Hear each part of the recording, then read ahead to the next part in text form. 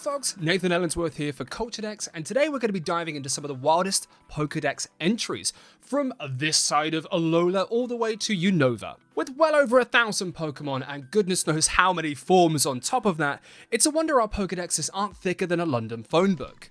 With helpful information designed to inform young trainers on the world around them, the Pokédex is a fountain of knowledge. And as such, it's very little surprise that the odd entry veers into creepy or just downright astounding. So with that in mind, this Pokédex video is going to explore just a teeny tiny amount of the staggeringly large listings of Pokédex entries, with 10 unhinged Pokédex entries that will blow your mind.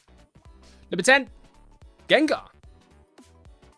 This ghastly ghoul has been scaring trainers since Pokemon Red and Blue, but landed itself a brand new form in Pokemon Sword and Shield with the advent of Gigantamax Gengar. A huge version of Gengar, this obviously giant form, balloons Gengar into a monstrously terrifying size that towers over trainers, and in Pokemon Shield, its Pokédex entry reveals another spooky detail.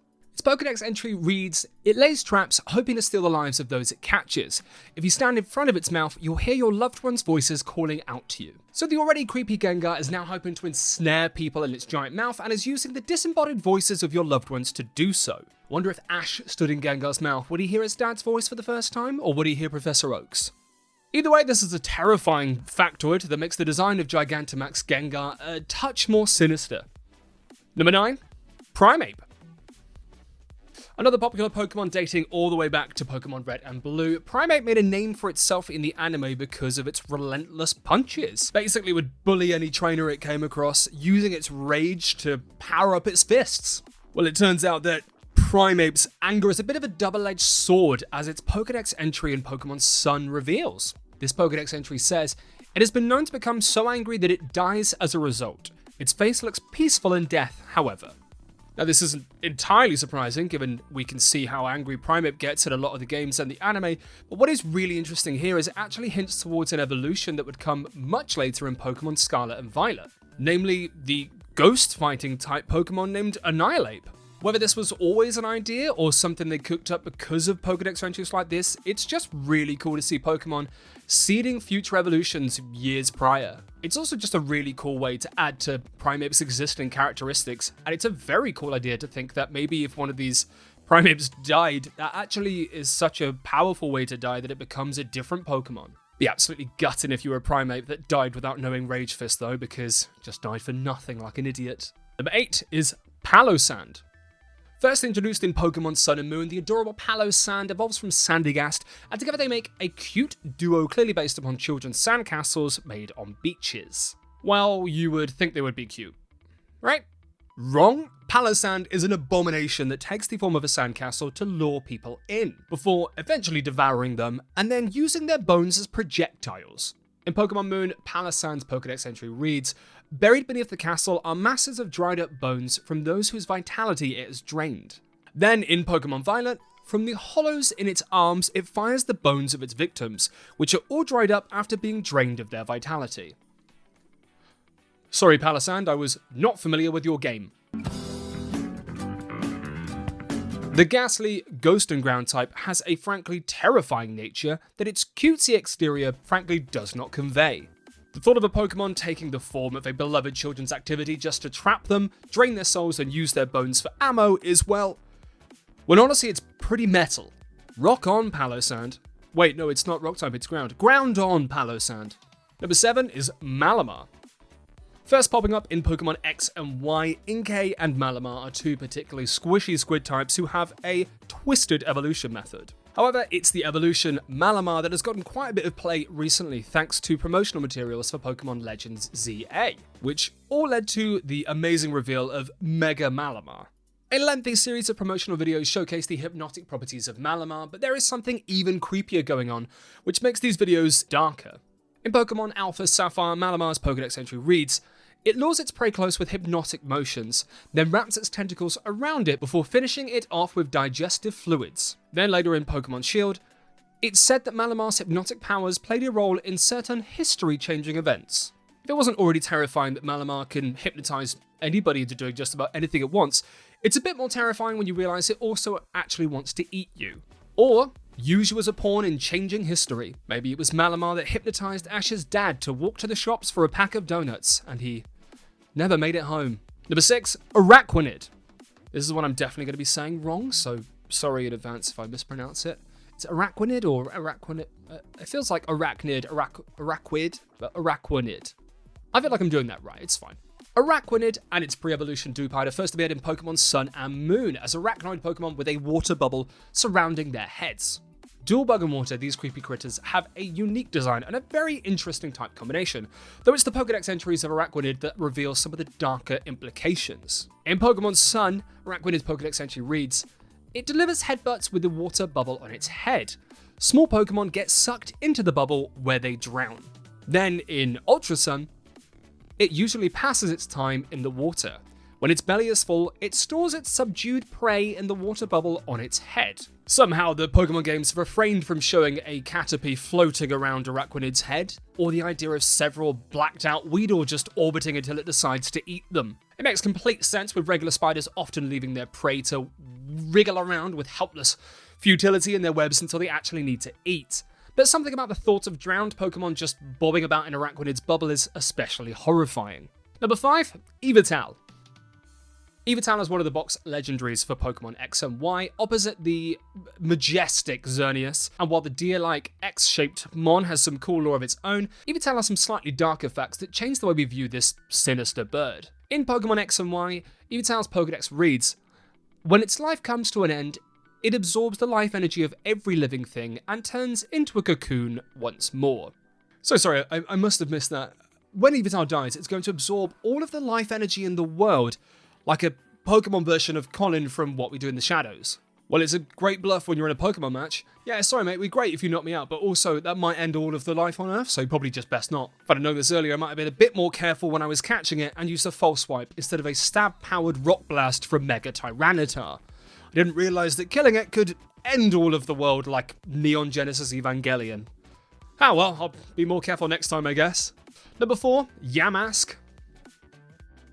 The Ghost-type Pokemon Yamask first appeared in Pokemon Black and White, where it later evolves into the Egyptian coffin type of Pokemon Cofagrigus. Yeah, I'm saying that probably correctly, sorry if I'm not. However, it's the first form that offers the wildest information here, as Yamask is known to hold a mask that actually has some very interesting implications. In Pokemon Black, Yamask's Pokédex entry says, "Each of them carries a mask that used to be its face when it was human. Sometimes they look at it and cry. Horrible, already." Meanwhile, in Pokemon Black and White 2, it reads, "These Pokemon arose from the spirits of people interred in graves. Each retains memories of its former life." Right, so let me get this straight.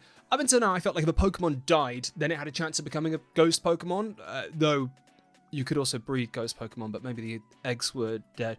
But I generally thought that ghost Pokemon were like the ghosts of Pokemon. I thought that was the life cycle or something like that.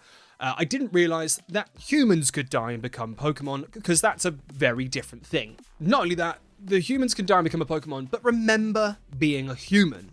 Yeah, this is some horrifying, proper Lovecraftian, eldritch horror sort of nonsense, which makes me terrified of becoming trapped in the body of a Pokemon, which is then trapped in a Pokeball. Plus, its evolution Cofagrigus has a horrible case of Mr. Tickle Arms, so we dread to think what sort of human it was in the first place. I have to call HR. Number 3 is Komala. Sometimes Pokemon is just an animal. Seal's just a seal, Mankey's just a monkey, Ferret is just a ferret, and Komala's just a koala. That's cool, I like it, I'm all for it. What is fascinating is Komala takes on one of the traits of its real-life counterpart, though not the one you're thinking of. It doesn't have Pokerus. No, instead it's just incredibly sleepy. In Pokemon Ultra Moon, its Pokédex reads, "It remains asleep from birth to death as a result of the sedative properties of the leaves that form its diet." Honestly, hard relate, Komala. If I could stay asleep all throughout the day whilst also eating, I'd be doing it literally right now. It does also bring to mind, how does Komala fall asleep in battle if it's already asleep? Is it some sort of double-layered sleep like Inception, or... I'm not too sure, I don't want to think about it. Either way, we hadn't quite realised just how sleepy Komala was, which is probably why it can't even be bothered to evolve. Number 2, Wobbuffet. The beloved Wobbuffet and its iconic cry have been a part of the Pokemon universe since Gold and Silver, and the bright blue creature also became a staple of Team Rocket's party, occasionally having a blast with the team while they committed countless crimes. Well, if there's one fact I know about Wobbuffet, it's that the giant blue thing at the front is its body. Right? Oh, hang on. We're just getting some information in. Oh dear. Oh dear, oh dear. I think that may have been incorrect. I'm so sorry. In Pokemon Diamond and Pearl, Wobbuffet's Pokédex entry reads, "It desperately tries to keep its black tail hidden. It is said to be proof the tail hides a secret." Then in several different later games, its Pokédex entry adds, "To keep its pitch black tail hidden, it lives quietly in the darkness.